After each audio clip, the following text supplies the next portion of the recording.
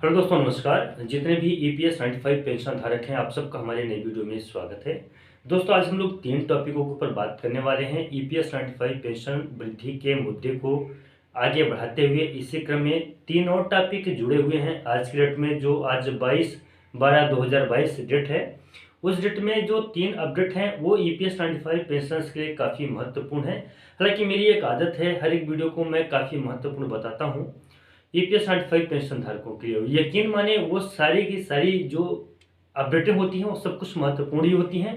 आप EPS 95 pension धारकों के लिए कोई भी जो काम किया जा रहा है वो हर एक काम महत्वपूर्ण है, इंपॉर्टेंट है। चलिए आते हैं मुद्दे पे, टॉपिक पे। सबसे पहले तो केंद्र सरकार की तरफ से ईपीएस 95 पेंशन धारकों के लिए एक बहुत बड़ी बात कही गई है। उस बात को मैं बताऊंगा, डिस्कस करूंगा अपने वीडियो में। जो दूसरे नंबर पे है, अमरावती बैठक में कुछ डिसीजन लिए गए हैं। अब वो कौन कौन से डिसीजन हैं, उन डिसीजन के ऊपर भी हम लोग चर्चा करेंगे, बात करेंगे।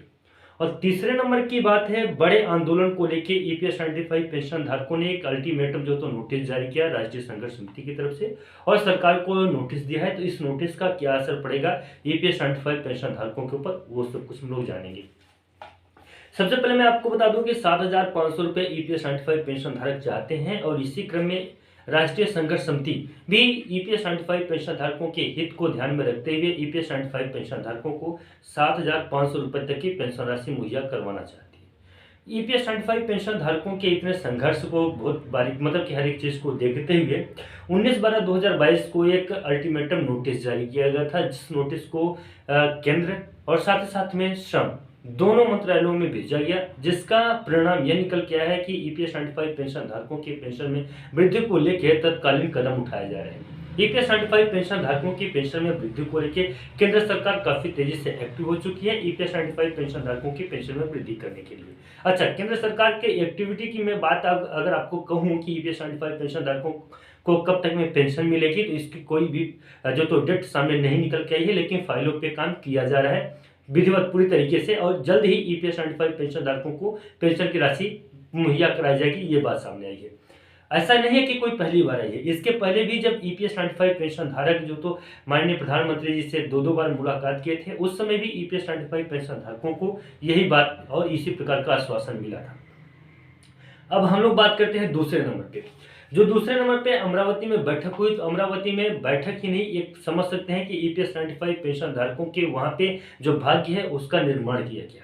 पूरी तरीके से जितने भी संस्थाएं हैं, उन सभी संस्थाओं के बड़े बड़े जितने भी जो तो ईपीएस 95 पेंशन धारक हैं या बड़े संस्थाओं के उच्च अधिकारीगण हैं, वो सब कोई वहां पे इकट्ठा हुए थे, एकत्रित हुए थे।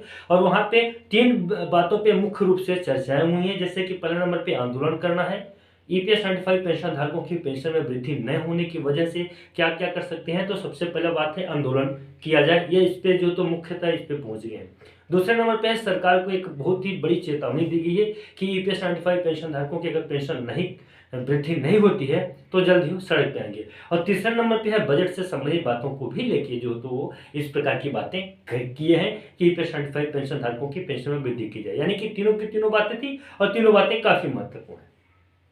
तीसरे नंबर पे जो बड़ी अपडेट है ईपीएस 95 पेंशन धारकों की पेंशन में वृद्धि को लेके कि एक अल्टीमेटम नोटिस सरकार के लिए जारी हुआ है राष्ट्रीय संघर्ष समिति की तरफ से। ईपीएस 95 पेंशन धारकों की पेंशन में वृद्धि को लेके एक बहुत बड़ी नोटिस है, अल्टीमेटम नोटिस है। तत्कालीन प्रभाव से ईपीएस 95 पेंशन धारकों की पेंशन में वृद्धि करने का एक आग्रह भी राष्ट्रीय संघर्ष समिति के द्वारा किया गया है। उस आग्रह में बहुत सारे न्यूज मीडिया ने सबको इसको कवर किया है। आप लोग बोलते हैं कि इंटरनेशनल न्यूज के में ये क्यों नहीं आता है, तो ये इंटरनेशनल न्यूज तक आ चुका है, आखिरी चेतावनी।